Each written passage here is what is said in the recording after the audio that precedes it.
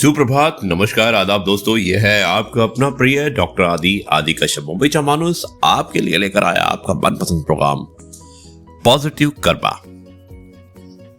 दोस्तों, आज एक सच्ची कहानी है और जिसका शीर्षक है भक्ति में शक्ति। भक्ति में बहुत शक्ति होती है और आज जो वीकेंड है, शनिवार है, आप परिवार के साथ होंगे और इस कहानी का भी आनंद लीजिएगा क्योंकि सच्ची कहानी है। दोस्तों, भगवान उनकी ही मदद करते हैं जो सच्चे मन से याद करते हैं। आपको यह सच्ची कहानी अवश्य पसंद आएगी।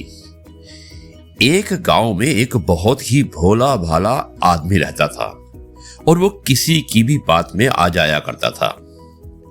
वो सभी के काम कर देता क्योंकि उसे किसी के भी काम करने में कोई दिक्कत नहीं आती थी।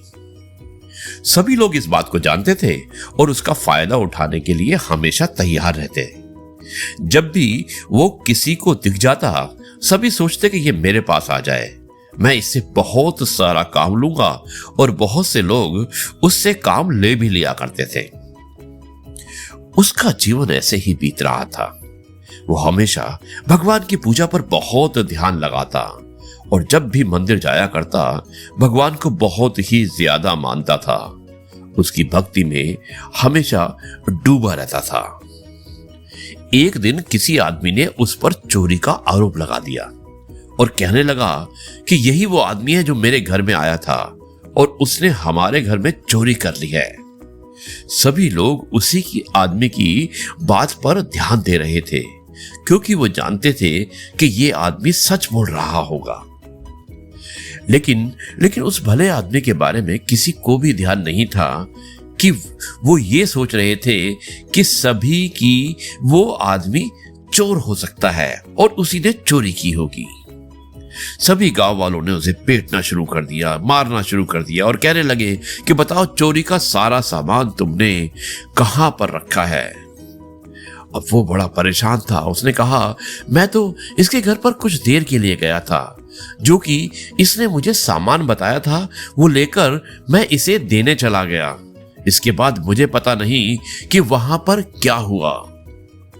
अब कोई भी उस भले आदमी की बात को नहीं मान रहा था क्योंकि उनके घर पर गया था तो हो सकता है कि चोरी इसी ने की हो।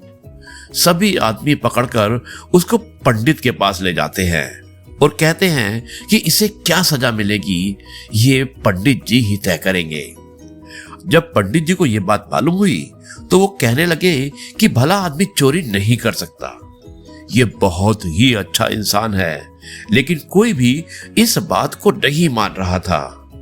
तभी अचानक ही बहुत तेज बारिश शुरू हो गई और सभी लोग बारिश से बचने के लिए मंदिर में खड़े हो गए।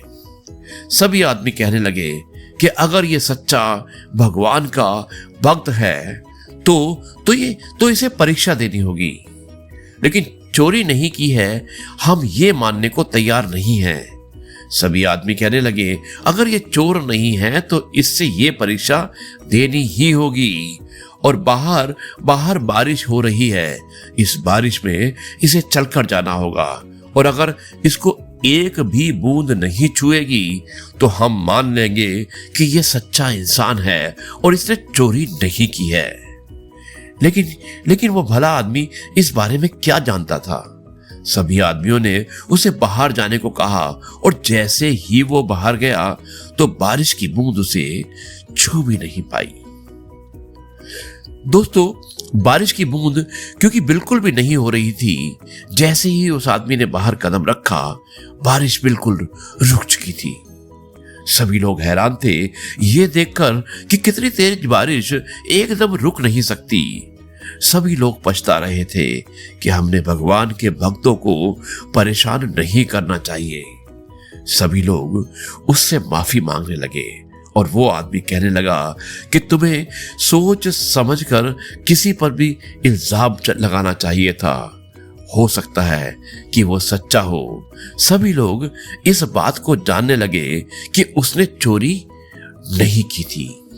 वो सच्चा हो भी सभी लोग इस बात को जानने ही लगे। हमें दोस्तों यही बात याद रखनी चाहिए कि अपने जीवन में भी अगर हमसे कोई गलती हो जाती है तो हमें उसका पूरा पता लगाना चाहिए और तभी हम किसी को सजा देने के हकदार हैं। कभी भी हम सुनी हुई बातों पर विश्वास ना करें। अपने मस्तिष्क का, अपने दिमाग का इस्तेमाल अवश्य करें। यही मैसेज है दोस्तों आज की इस कहानी का। मुझे उम्मीद है कि ये कहानी आपको अवश्य पसंद आई होगी। कहानी सच्ची थी और इस कहानी को आपने किस तरह से लिया आप मुझे अवश्य लिख सकते हैं 9833880402 पर। अब मैं इस कार्यक्रम को यहीं पर समाप्त करता हूं और कल आपसे एक बार फिर मुलाकात होगी कुछ नई बातों के साथ। तब तक के लिए कहता हूं जय गुरु जी, शुक्राना गुरु जी।